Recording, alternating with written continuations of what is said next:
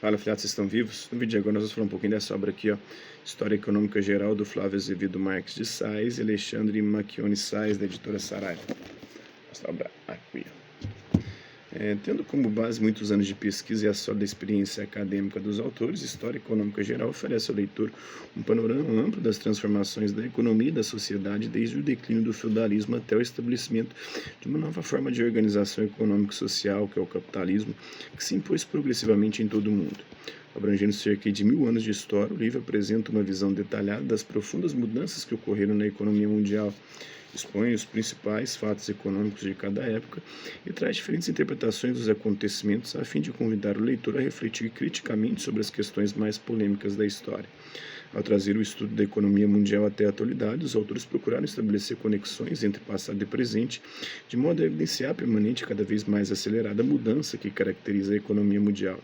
A aplicação deste livro destina-se à disciplina de História Econômica Geral dos cursos de graduação em Economia, podendo ser utilizado nas disciplinas de História Econômica e de História Moderna e Contemporânea, de curso de graduação em História, Relações Internacionais, Ciências Sociais e Jornalismo. Também é uma boa leitura para quem deseja aprofundar seu conhecimento neste tema.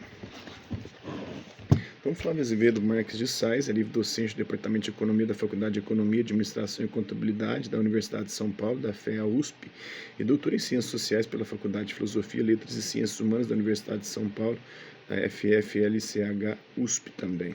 O Alexandre Macchione Sais é doutor em História Econômica pelo Instituto de Economia da Universidade de Campinas, Unicamp, e cientista social pela Unesp de Araraquara.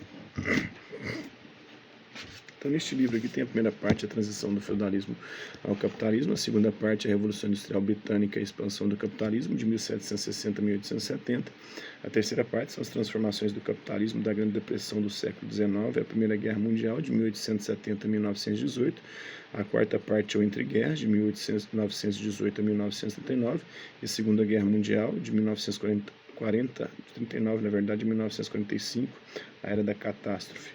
A quinta parte, a Era de Ouro do Capitalismo e a expansão das economias socialistas, vai de 1946 a 1973. E a sexta parte é o capitalismo no final do século XX, a crise do socialismo de 1973 a 2000. Outros pensadores marxistas, embora não historiadores, tiveram influência sobre algumas correntes de historiadores. O caso de Lukács e Gramsci.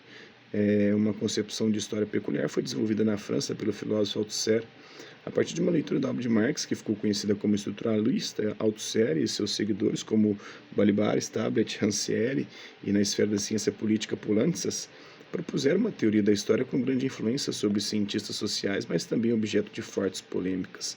Na França, o marxismo também se fez presente em estudos históricos por meio de vários pesquisadores, como já citados Sobol, Villard, Parain, Lefebvre. Admite-se que, embora não se caracterizasse como marxista, havia pontos de aproximação entre a escola dos análises e o pensamento marxista. É interessante notar que na Grã-Bretanha um importante grupo de historiadores marxistas tinha alguma identidade com a escola dos análises. Acompanhava suas pesquisas e mantinha contatos com os historiadores franceses, segundo Hobsbawm. Nos Estados Unidos, a influência marxista sobre a história parece ter sido menor. Na New School of Social Research, em Nova York, havia um grupo de cientistas sociais marxistas ligados também à Monthly Review, cujos estudos econômicos adotavam com frequência uma perspectiva histórica. Leo Huberman, um dos membros do grupo, publicou o livro História da Riqueza do Homem, muito divulgado por longo tempo. Podemos nos referir ainda a alguns historiadores marxistas norte-americanos, como Eugene Genovese, Herbert Aptheker e, mais recentemente, Robert Brenner, que, no entanto, não chegam a constituir um grupo mais integrado, como no caso da Grã-Bretanha. A influência marxista sobre a historiografia foi intensa em regiões da periferia da economia mundial, como a América Latina e a África, na reflexão sobre os processos históricos dos países dessas regiões. Fazemos o registro da importância dessa historiografia, porém não a especificamos, pois levaria a nos alongar demasiadamente. Um roteiro bibliográfico para a historiografia latino-americana é encontrado em Cardoso e Brignoli. Convém registrar ainda o surgimento, a partir de 1960, de duas correntes cujo berço foi o ambiente universitário norte-americano, a New Economic History, mais tarde também chamada também de Cliometria, e a História Econômica Institucional, a New Economic History, nasceu com a elaboração de estudos históricos que, com forte utilização de noções de teoria econômica e estimações econométricas, propôs a análise de algumas questões clássicas da economia norte-americana, como a rentabilidade da escravidão e o impacto das ferrovias no desenvolvimento econômico. Alguns dos primeiros estudos foram produzidos por R. Fogel, S. Ingerman, A. Conrad, J. Mayer, A. Fischlow. Seu desenvolvimento se deu principalmente em departamentos de economia de universidades americanas, mas tem também se difundido com menor ímpeto em ambientes acadêmicos de outros países.